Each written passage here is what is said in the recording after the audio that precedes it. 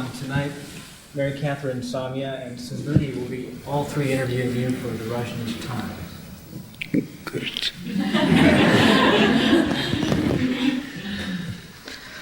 Bhagwan, we have 6 questions. They might all be shrinking to one. What is the difference between printing negativity and printing freedom of expression?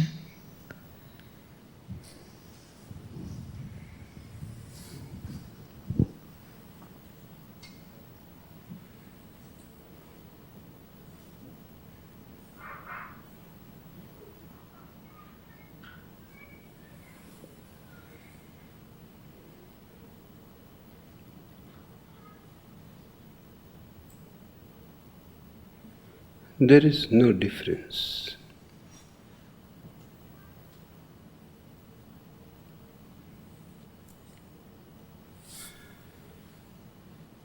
It is man's birthright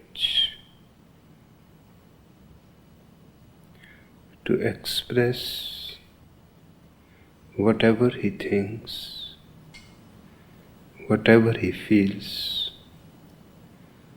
in whatever language he wants to express it.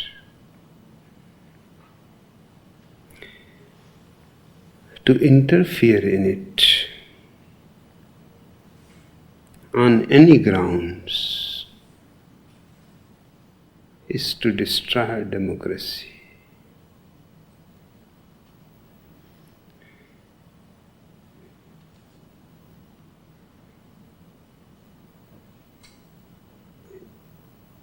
The grounds may look valid. For example,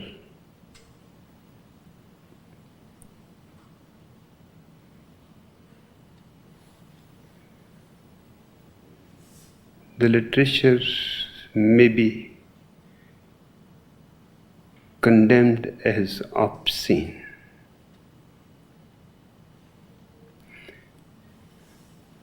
But who is going to determine what is obscene?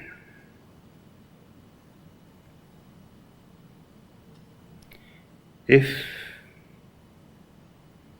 the act of making love is not obscene, then writing about it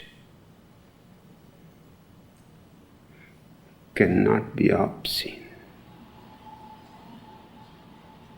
Then printing a picture or painting about it cannot be obscene.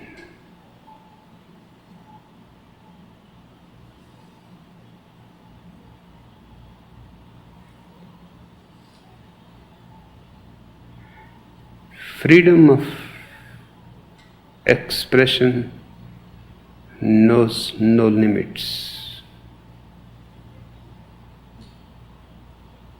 Any limit is an infringement on human individuality.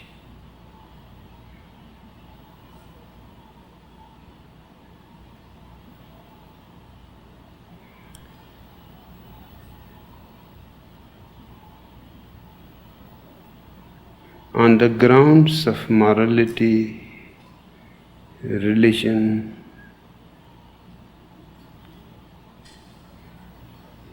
ethics, manners, etiquette,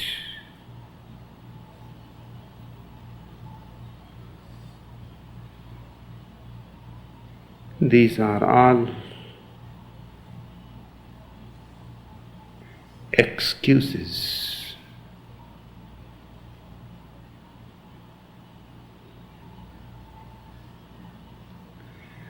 And these are the ways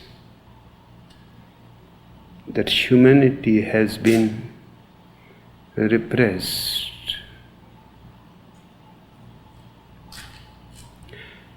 Anything can be called immoral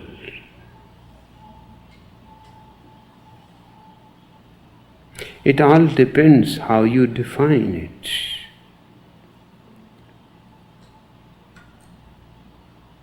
There is no fixed definition of morality.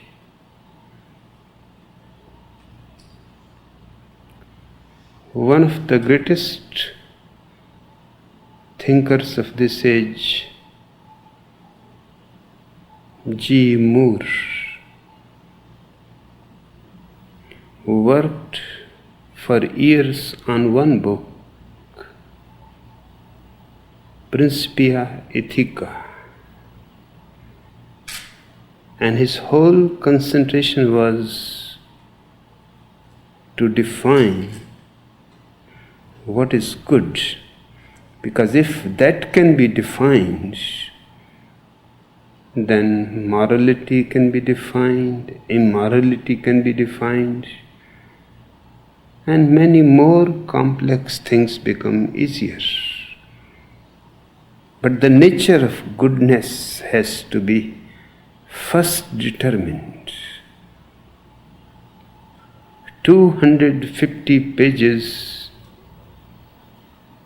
and he comes to the conclusion that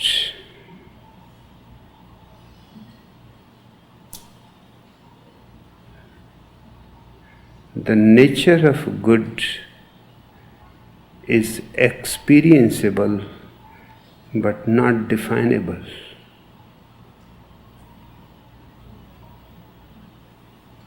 He accepts his defeat. And if you cannot define even what is good, how can you define what is bad? So all definitions are arbitrary. What is obscene?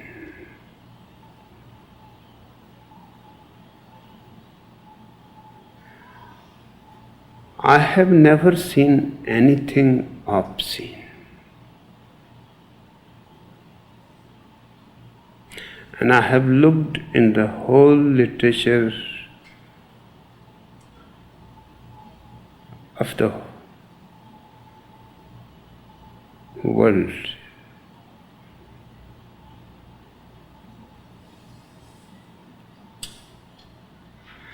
Things which have been condemned as obscene, even in the 20th century. For example, books of D.H. Lawrence were condemned by a courts as obscene and banned, are one of the best.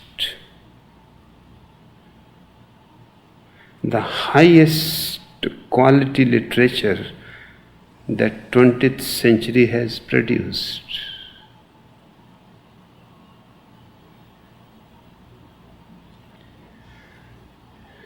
But the problem is, he describes intimate love acts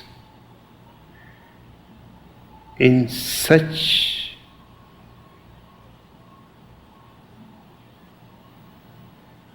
depth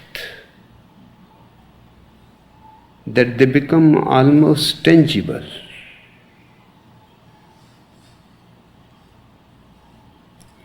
He could not defend himself.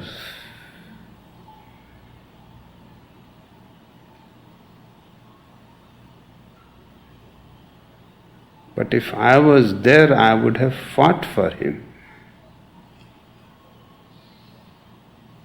Because if you can love a woman or a man, and there is nothing wrong in it, and you can feel each other's warmth melting into each other, reaching to a climax, to an orgasmic experience, and it is not banned. then why it should be prohibited? If somebody is capable to describe it in such detail that it almost becomes real when you are reading it. In fact, the man is doing a great service to humanity.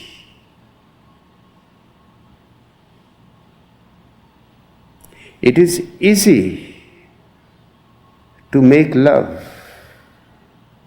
It is very difficult to express it.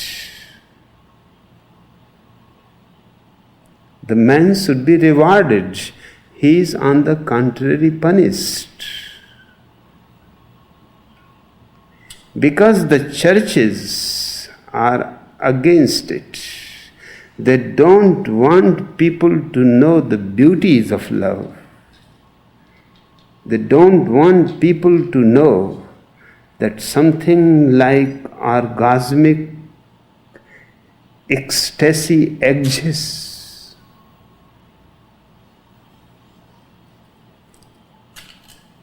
And this man is making people aware of something which perhaps they may live without ever experiencing. This man is dangerous to the church. What he is writing is not obscene. What he is writing is very authentic and very real and very poetic and very beautiful. But the trouble lies in the vested interests of the church. That if people start moving more and more into love, more and more enjoying the natural phenomenon of orgasm, then churches will remain empty. Congregations will disappear. Because people will be happy. Only it is the miserable who go to the churches. It is only the sad ones, the people who have missed life, who start searching for a paradise after life.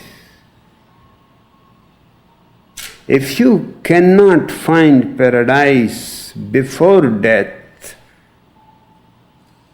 what guarantee is there that you will be able to find it after death?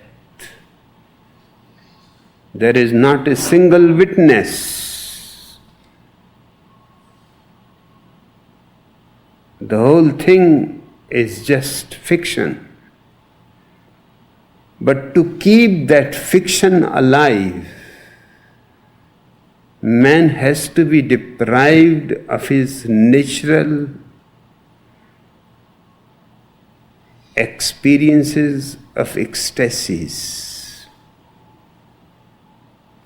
I am not against D.H. Lawrence. I will not say that his books are obscene.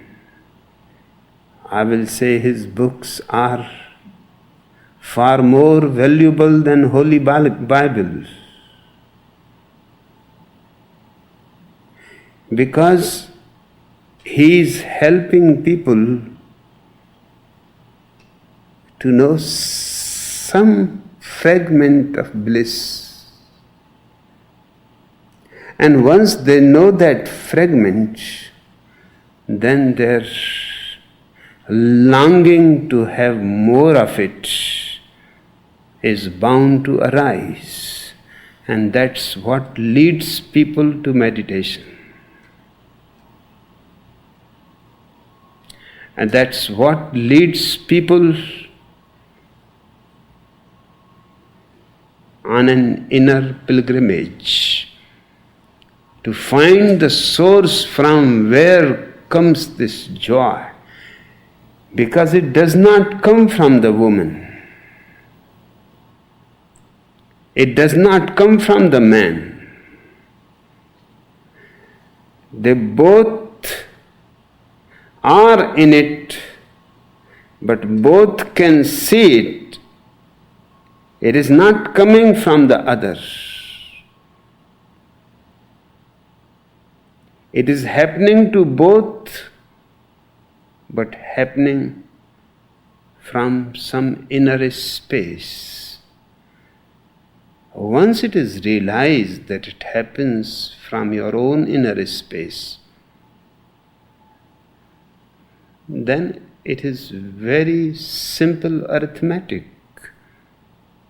That why it cannot happen without the woman, why it cannot happen without the man.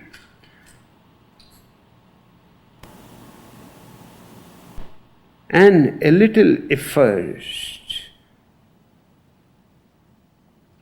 and it starts happening in your aloneness. And you are freed from the dependence of the other. You can share your joy still, but it is no more a dependence. Because in your aloneness you are as blissful as in your togetherness. So D.H. Lawrence is making way for me.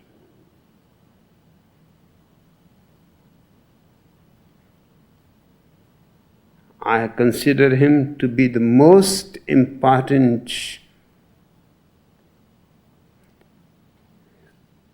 creator as far as literature is concerned.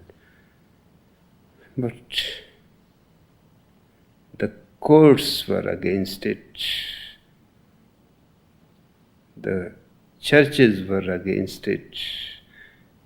They condemned his literature.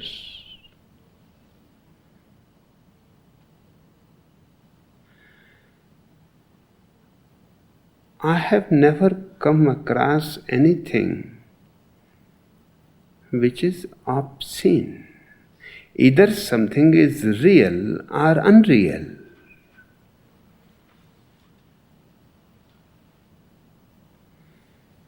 But there is no question of obscenity. It is only in the perverted minds that things become obscene. And the churches create the perverted minds. It is a very strange game. For example, in the Middle Ages in Europe, ladies were covering their dogs with valuable coats when they were taking them out. Because a dog is a dog. If he meets some beautiful girl on the way,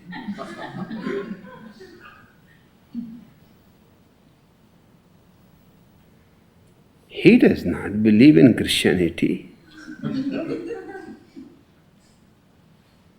He simply believes in nature. He may start moving towards the girl, and it will be very embarrassing to the lady.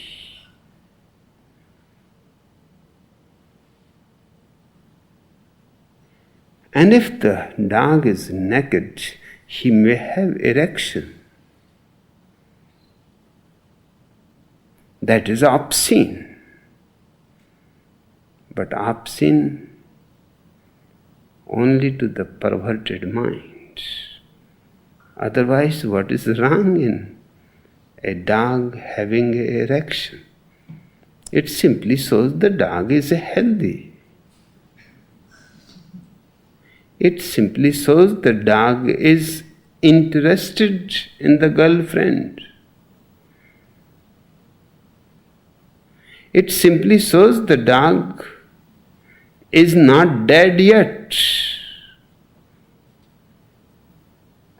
The dog is not a monk.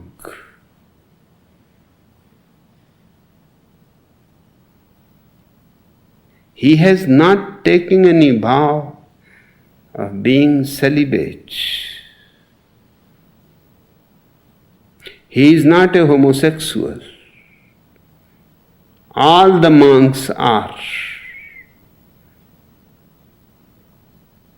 Just few days before, one of the monks in Vatican created an electric device for masturbation.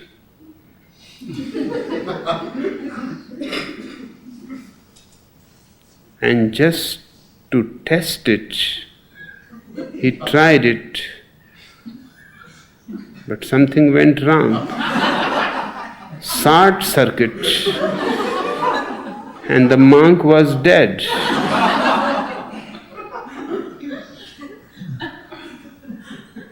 This is obscenity.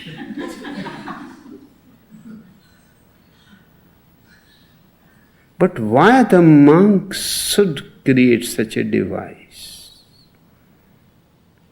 He is forced to remain celibate. And his biology has no idea of his celibacy.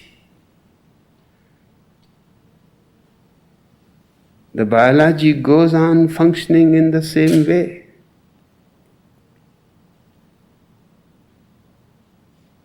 So he has to find some way.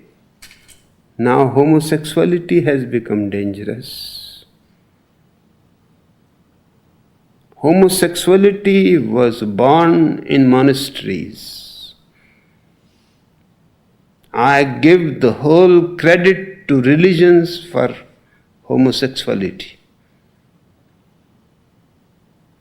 All the religions are responsible for homosexuality. And they should accept the responsibility for AIDS, because it is the ultimate outcome of their mad attempt of going against nature and forcing celibacy on people. So this poor monk was trying how to avoid homosexuality.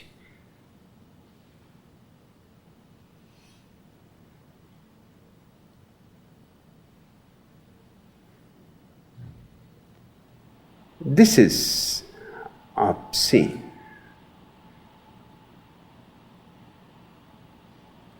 So either things are natural, real, then there is no question of preventing any expression. If somebody is bringing unreal, unnatural things to people's mind, then he is a pervert. He should be prevented, because the freedom of expression does not mean that you can poison other people's minds. The priests should be prevented from preaching celibacy, because that is the root cause of all the perversions. But no court rules against celibacy.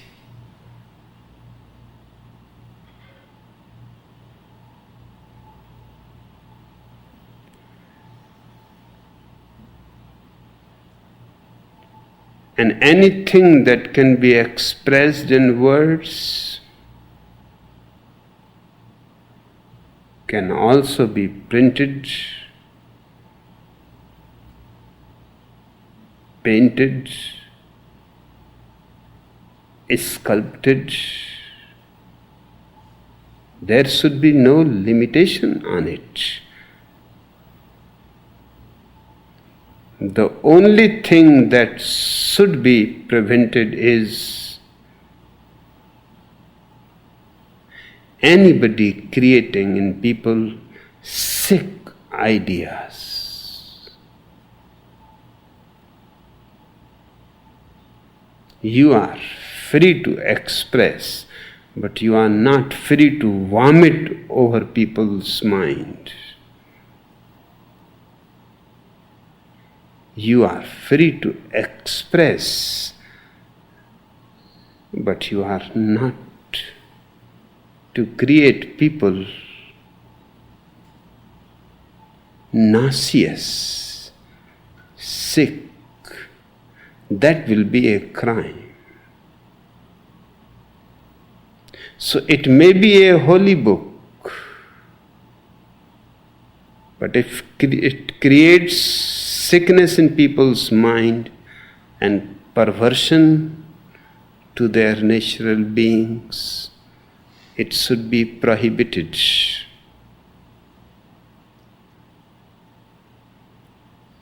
And you will be surprised that almost all the holy books are worth being banned. They all carry unnatural, idiotic ideas. And because they are thought to be holy, those ideas become conditionings in people's minds. And people like D.H. Lawrence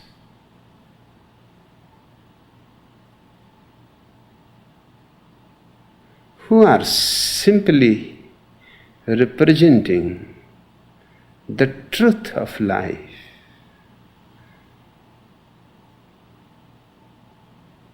they should be rewarded, respected. Their books should be read in the universities, in the colleges. They should be made available to all the people so that they can understand that what they are missing, what is possible, but they have never tried it. They have never tried to reach the highest star, which was within their reach. I am for absolute expression.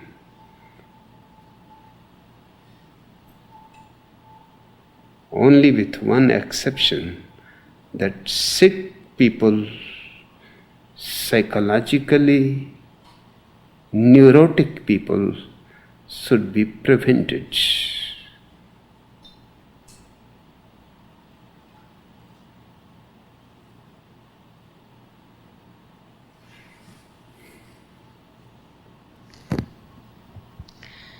Then how would you make the distinction of who is sick and who is neurotic? Do you mean the person that is writing, you have to make sure that it's not sick or neurotic. How would you make that distinction? It is very easy.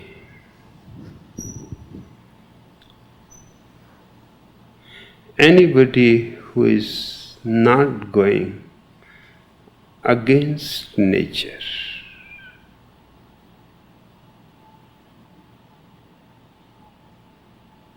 who is normal, natural, is acceptable.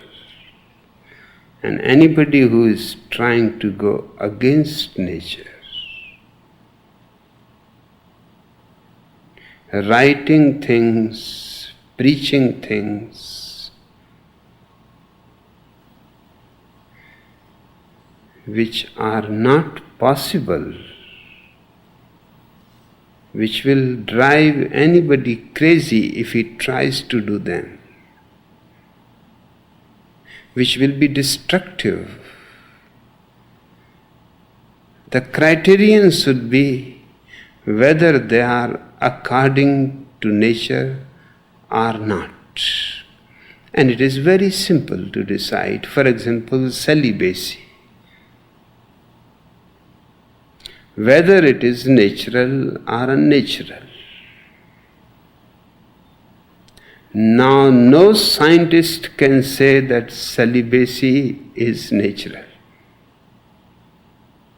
No doctor can say that celibacy is natural. Nobody who understands the nature of physiology, biology, human chemistry can say that it is natural. Then those who are preaching it should be prevented. They are creating a diseased society, a sick culture. And that sickness will bring thousands of perversions.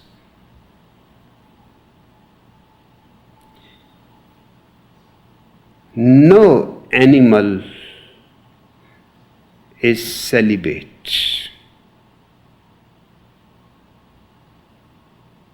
That is very decisive.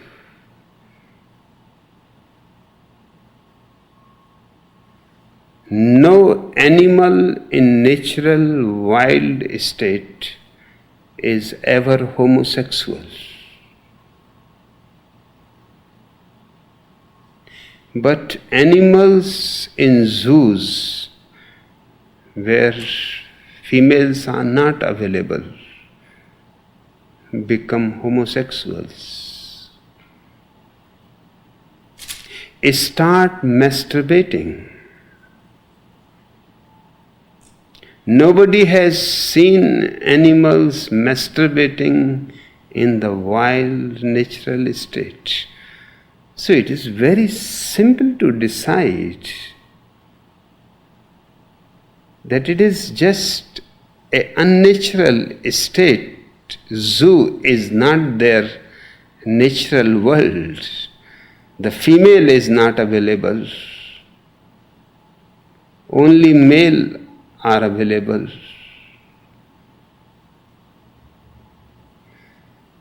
Then naturally homosexuality and sometimes even males are not available. A single male animal is there. Then masturbation. What do you suppose from the animal to do?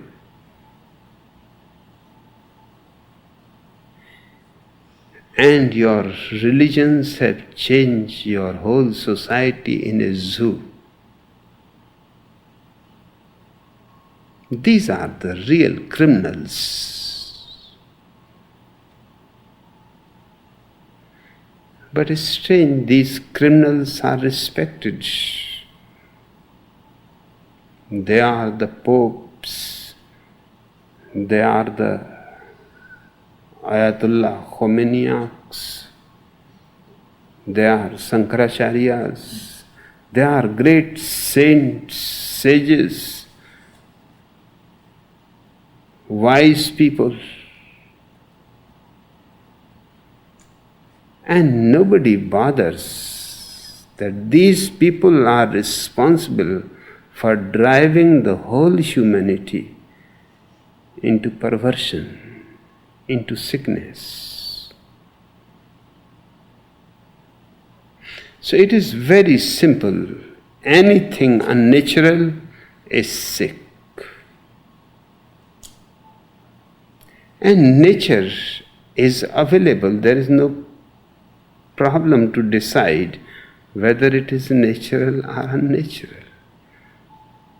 When you are hungry, you know what is natural to eat. But to fast is unnatural. All the religions teach fasting. No religion teaches feasting.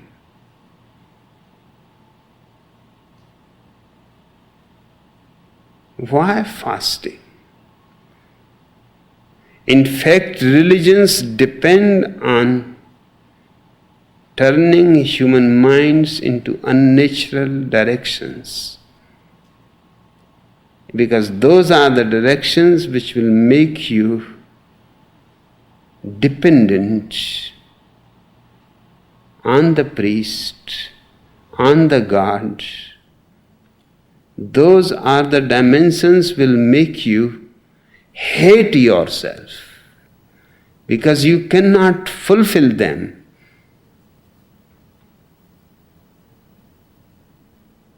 For example, in Jainism, fasting is one of the most spiritual acts. But you are not even allowed to dream about food. Now, this is expecting too much. If you have not eaten the whole day, it is absolutely certain that you will dream about food.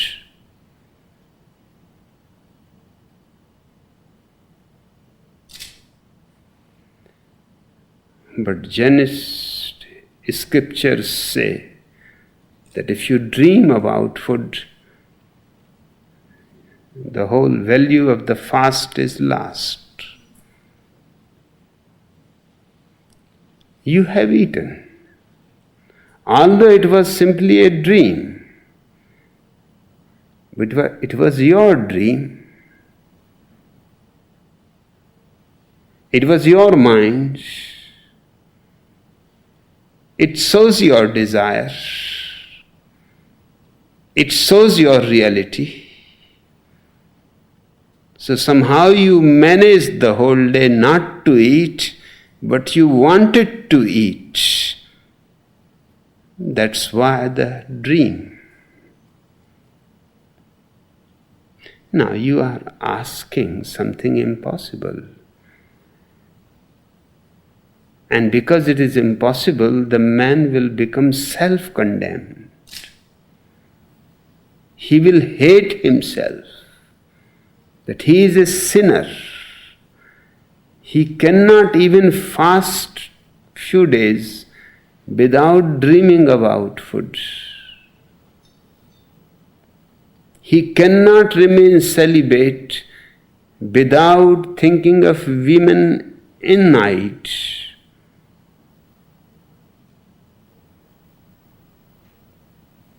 So he thinks of himself as the worst quality of human beings, the most third rate.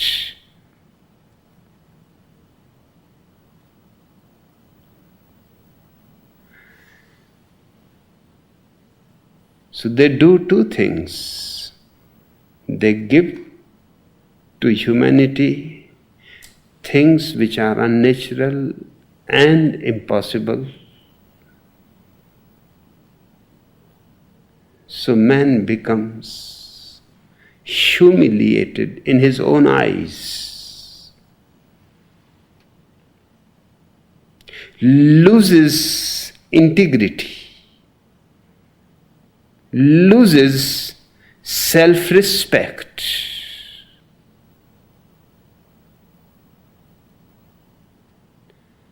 And on the other hand, they raise their saints to fictitious qualities.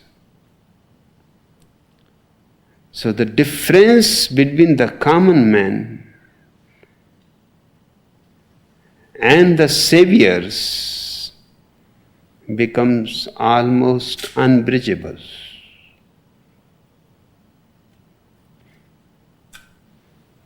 The Jana prophet Mahavira does not perspire. No, that is simply stupidity.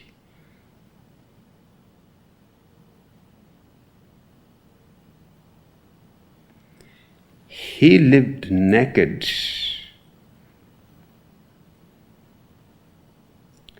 And he lived in the hottest part of India.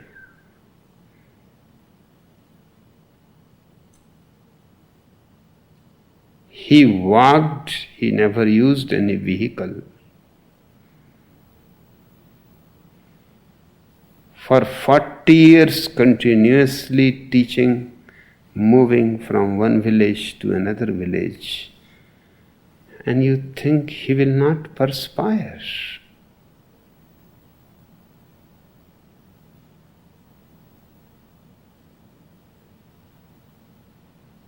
The only possibility is that his skin is made of plastic.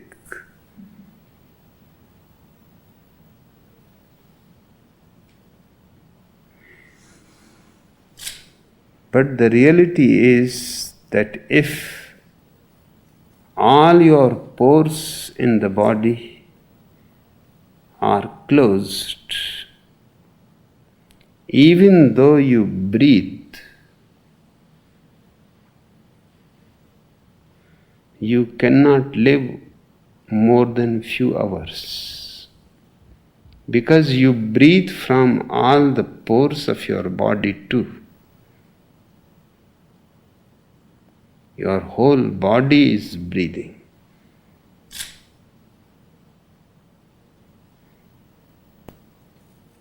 It is not only that your lungs needs fresh oxygen. Your each cell of the body needs continuously to be refreshed. Those pores are for many purposes. They breathe, and when there is too much heat around you, they have glands which collect water for emergency purposes. They release water, that is your perspiration. That is a protection, very necessary protection, to keep your body at the same temperature. For example, if it is 98 degrees, normal temperature, if there is too much heat around you, you cannot remain at 98 permanently. Soon you will become hotter and hotter and hotter. And your life span is not much, only 12 degrees. By 110, you are finished. From 98 to 110 degrees, 12 degrees is your whole life span. So your body has to be kept permanently at 98 degrees. That's the function of perspiration. When you perspire, the sun rays become engaged in evaporating the perspiration. So they don't heat you. They evaporate the perspiration and they are finished in that evaporation. And you remain intact at your normal body temperature. It is a great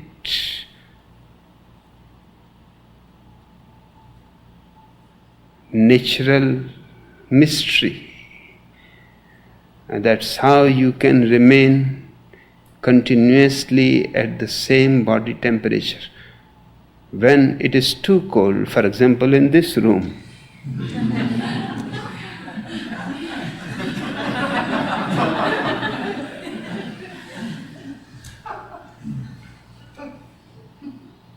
you will start shaking. That shaking is a device. It is a device to keep your body warm. By shaking, you are doing a certain activity, and that activity keeps you warm.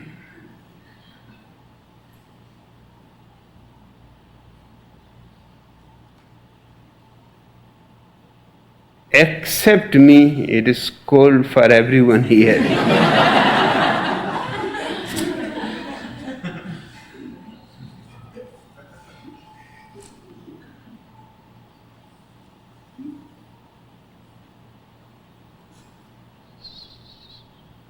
Saviors are put on fictitious grounds. You cannot reach them. And you are even degraded from your natural status. You see, they are raised from their natural status to something higher, which is not possible, which only idiots can believe. And you are degraded from your natural status. The distance becomes